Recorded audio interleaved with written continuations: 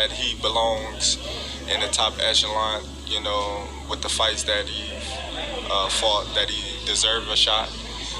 Not saying that he beat a elite fighter yet, you know, in the welterweight division, but the guys that he have fought to get him to this point right now, he passed the test with flying colors. So, you know, we never know until he get in there with the likes of, you know, the elite. People crazy. Greatness can come from anywhere. I draw inspiration from the Filipino people and to God and my family. Hard work is the most difficult things in boxing. Let's get into it. Talk Nation, before we jump into the video, I just want to take this time and I want to thank the community, those who are watching the videos, sharing the videos, commenting on the videos, and while we're at it, don't forget to like, comment, and subscribe to this video. Let's get into it. Ennis will be the king at 147. Now they say Virgil Ortiz also is in the running for supremacy at 147. I disagree. I think him and Boots will be a good fight. I think that should be the next fight, depending upon Virgil Ortiz. If he beats Stanionis, Stanionis is a solid competitor, great overhand right. He goes to the body very well, has a nice left hook to the body. Stanionis is going to be a tough fight for Virgil Ortiz, the toughest fight of Virgil Ortiz's career. I guarantee you that. Jaron Ennis is going to punish, utterly punish ROIMAN Vila. I mean, Vila, he gave Speedy Rashidi Ellis some problems. I mean, Speedy was beating him until his legs gave out. It's kind of funny that his name is Speedy Rashidi, but he ran out of gas.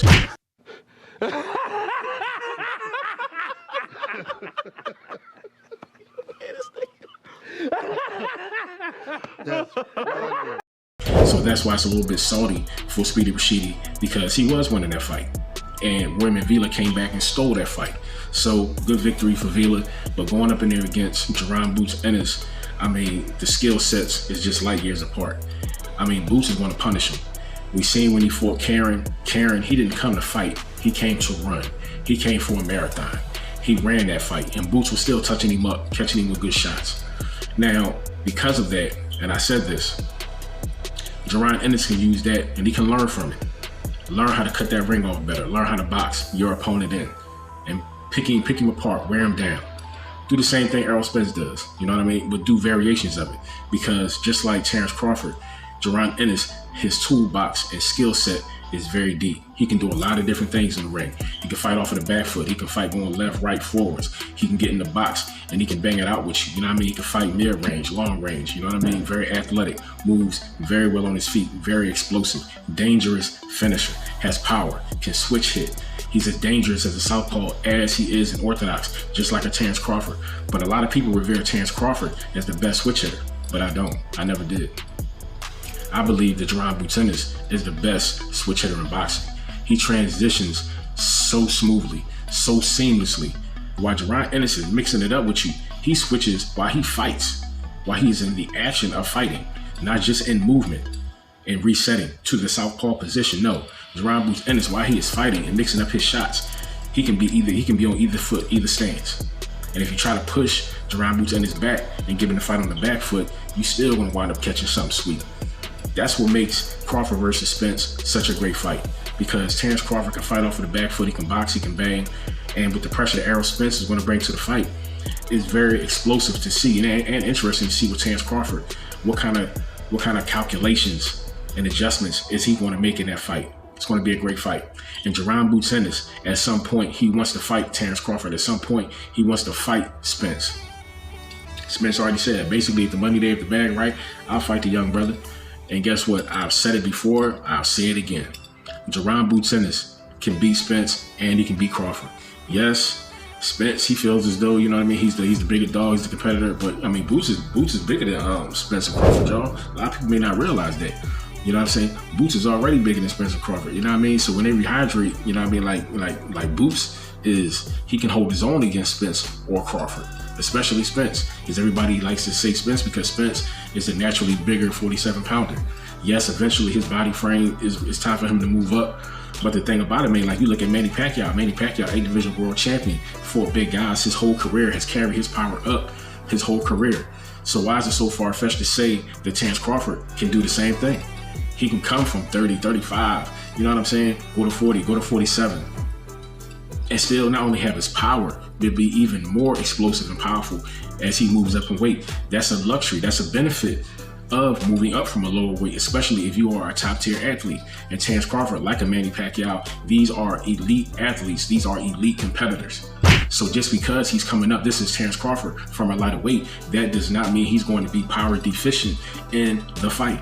And Errol Spence will find that out come July 29th. But July 8th, Jaron Boots Ennis is going to take Romain Villa to school. He's going to pick him apart. He's going to beat him up. He's going to punish him. He's going to use his range, his distance. I'm definitely expecting Boots to pull out some of them tricks he be doing out the bag. He has great footwork. He's very explosive. He can be in front of you, then be on the side of you. You know what I mean? Imagine Lomachenko. You know what I mean? Like Jaron Boots Ennis, he's very creative in the footwork department like that. Very, very explosive. So Romain Villa, I mean, I don't really, in my opinion, doesn't matter what kind of fight that he fights. He can box Jaron Ennis. He can try to bang with Jaron Ennis. I mean, but he's not going to be able to outmove Jaron Ennis. He's not going to be able to outthink Jaron Ennis. He's not going to be able to outbox, outsmart, outbang Jaron Ennis. Jaron Ennis is not only the younger, but he's the more explosive, solid, complete, and elite fighter in this fight. So Romain Villa, yes, what he did against Speedy Rashidi Ellis was, I guess, a task in itself. Great fight, great victory, way to steal the show. But you're going to have to do something very drastic in order to steal this show, because this show is all but sealed. Jaron Boots Ennis will walk away with a possible stoppage or knockout in the late rounds of this fight. I believe he's really going to punish Romain Villa. He said he's not looking for the knockout, and after the Karen fight, you know what I mean? Like after that, show people that, you know what, if your opponent want to run, I'm going to make you pay for wanting to run. You should want me to knock you out. You should want me to get you up out of here. You know what I mean? So you can go back to the locker room. You know what I mean? More importantly, go to the bank and cash that check. But this fight is over with. And Jaron Boots Ennis, July 8th, he's really, really going to put on the show. I believe he's going to put on the show. He's going to let people know that not only I'm here, but it is my time. The IBF interim title is on the line. And like I said, man, like whoever wins this fight, I mean, it's potentially two big fights in your future. If that is Jaron Boots Ennis, your next fight could possibly be Virgil Ortiz or Imantas Stanionis. Then after that, if you are successful, you could possibly fight Terrence Crawford or Errol Spence before they move to 154. So this is going to be a very pivotal fight for Jaron Boots Ennis. I think it's going to be a very easy fight for Jaron Boots Ennis. And I think if this fight goes past 5 rounds, it's because Jaron Boots Ennis wants the fight to go past 5 rounds.